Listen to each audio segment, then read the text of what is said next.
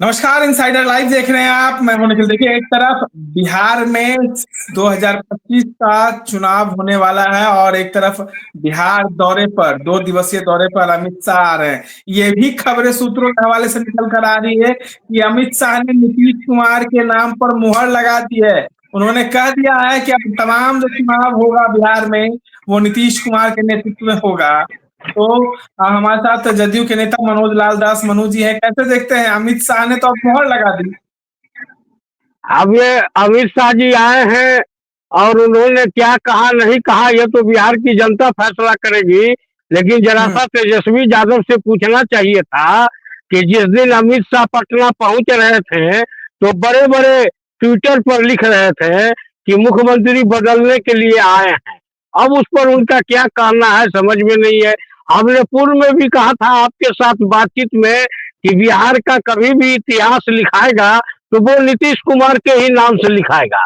लालू और राबड़ी राज के जो 15 वर्षों का कुशासन भी जो था वो भी नीतीश जी के ही नेतृत्व में उखाड़ा गया था। तो उस समय थे बीच में इधर उधर अगर कुछ पलों के लिए हुए भी तो पूरी तरह से साफ थे।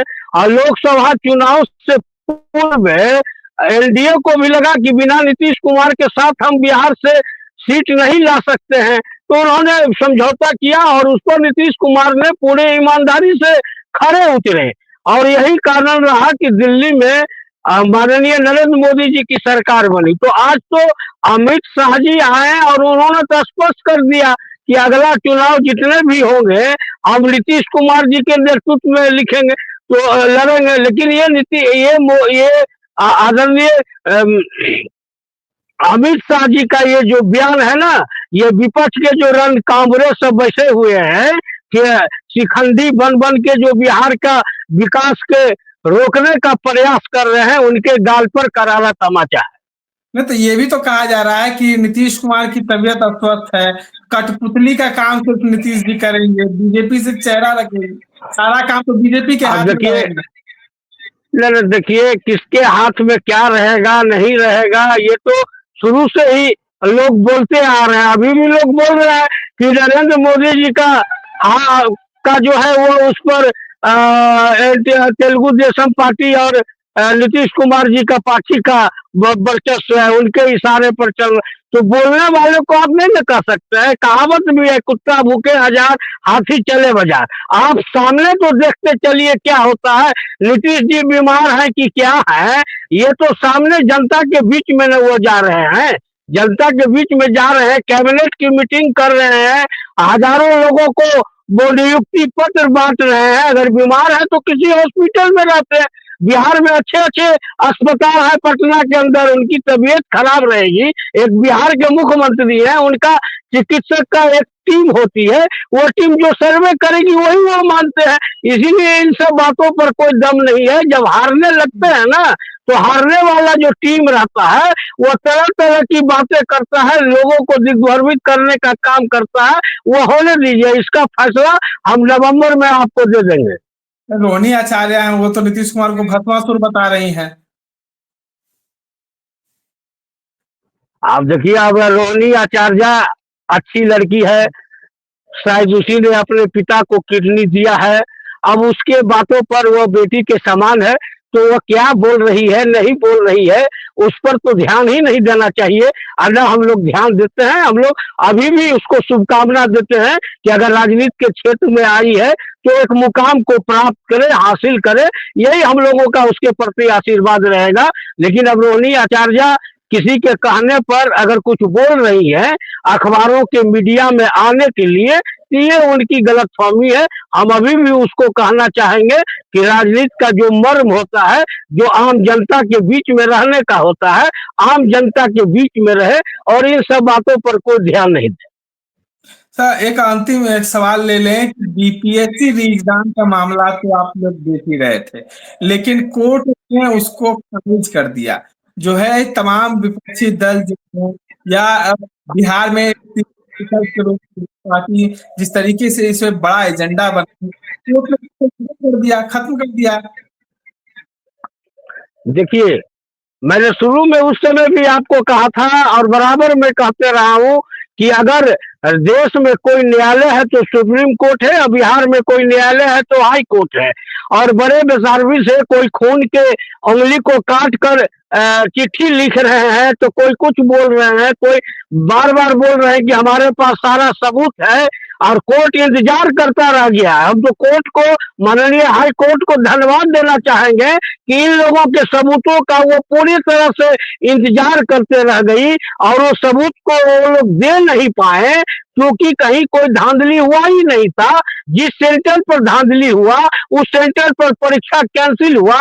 जहां क्वेश्चन को कुछ देर के बाद खोला गया, या जहां भी क्वेश्चन के पेपर कुछ कम पाए गए, सभी को मिला के 40-50 हजार छात्रों का बैठा जा रहा था, उनकी पूर्ण परीक्षा हुई। अब ये कहाँ का न्याय होगा कि हम 50 हजार के लिए 4.5 लाख छात्रों को कुर्बानी कर देते। आज जब 50 हजार छात्र के नाम पर जिस तरह से बिहार के अंदर, पटना के अंदर गुंडागर्दी, प्रशांत किशोर, तेजस्वी यादव, पप्पू यादव आदि लोगों ने बताने का काम किया, और ये जब 4.5 लाख लोग जब पटना की सड़कों पर उतरते, बिहार की सड़कों पर उतरते, तो हम कहां से कानून व्यवस्था को संभाल पाते। और एक न्यायिक संकट भी है कि आप 4.5 लाख के 50 हजार के लिए 4.5 लाख की कुर्बानी नहीं दे सकते हैं। तो छात्र का है, और हाईकोर्ट ने प्रथम एजेंडा में ही इसको देखा कि ये कहीं से कुछ नहीं है। लेकिन वो छात्रों को जो तरफ से जितने भी अधिवक्ता थे, उनसे सबूत के लिए समय पर समय दे रही थी, उन लोगों ने नहीं दिया। उन लोगों ने वहां क्या दिया? आपने देखा ही ना कि गांधी मैदान में छात्रों को बुलवा कर प्रशांत किशोर चले गए मोरिया होटल में कॉफी पीने, और छात्रों की जमकर पिटाई हो गई। उनके एक तो थे ना एमएलसी जो जीते हुए थे, वो आज तक विधान परिषद में मुंह खोले थे क्या? तो ये सब केवल मीडिया में अपने को आने के लिए इस तरह का काम था। और कोर्ट का जो काम होता है, हाई कोर्ट का जो काम होता है, वो कभी भी मीडिया के रिपोर्ट के आधार पर नहीं होता है। वो फैक्ट देखता है, और फैक्ट में देखा कि सरकार सही है, और उसने अपना डिसीजन दिया। अब इन लोगों के पास है, फिर छात्रों को बरगलाने का काम करेंगे, फिर सुप्रीम कोर्ट जाएंगे। पैसों की तो कमी नहीं है इनके पास, एक से एक एडवोकेट है। हाई कोर्ट के एडवोकेट कौन थे पता लगा लीजिए आप, उनकी फीस क्या थी ये पता लगा लीजिए। एक छात्र को इतनी ताकत है कि उस वकील का फीस को भर सकता है। इसीलिए मैं वकील की कोई निंदा नहीं करता हूं, लेकिन हाईकोर्ट ने जो निर्णय दिया है उसको सरकार मानेगी। अगर सुप्रीम कोर्ट कोई निर्णय देगी, आप मानते हैं कि छात्रों को बरगलाया गया? छात्रों को पूरी तरह से पहले प्रशांत किशोर ने बरगलाने का काम किया, तेजस्वी यादव ने बरगलाने का काम किया, पप्पू यादव ने बरगलाने का काम किया। ये तो सब लोग जानते हैं, हम क्या जानते हैं? आप भी नहीं बोल सकते हैं कि इन लोगों ने बरगलाने का काम नहीं किया। लेकिन न्याय की बात है, मीडिया में आना अच्छी बात है, हमारा भी है। हम भी जब शुरू शुरू में थे ना, तो 7:30 का न्यूज अगर समाचार से नहीं देता था एक दिन, तो दूसरे दिन हमको खाना नहीं अच्छा लगता था। तो इस चीज को हमारा भी अनुभव है। इन लोगों को मीडिया में आने के लिए कुछ न कुछ करने की जरूरत थी, और आज का इलेक्ट्रॉनिक युग है, उन्होंने यहाँ आकर किया। पैसे की कमी है, मैं ये नहीं कहता हूँ कि मीडिया को उन्होंने खरीद लिया।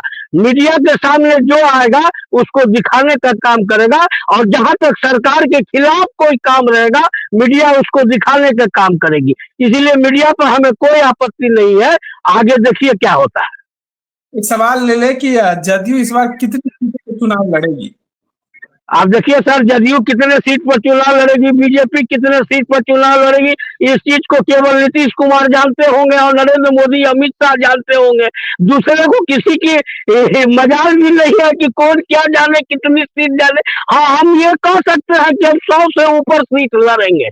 हम ये बोल सकते हैं, हमारी इतनी क्षमता है बोलने की, इतने ही अधिकार है बोलने की, हम अधिक से अधिक सीट पर चुनाव लड़ेंगे, ये हम बोल सकते हैं। लेकिन कितनी सीट पर चुनाव लड़ेगी वो बीजेपी के भी कोई नेता नहीं बोल सकते, जदयू के भी कोई नेता नहीं बोल सकते। इसका फाइनल नीतीश कुमार जी और नरेंद्र मोदी जी, अमित शाह जी ही करेंगे। इसीलिए इस पर बोलना हम कहीं से उचित नहीं समझते। बातों को सुन रहे थे हमारे साथ जदयू के नेता मनोज लाल दास मनोज थे। धन्यवाद।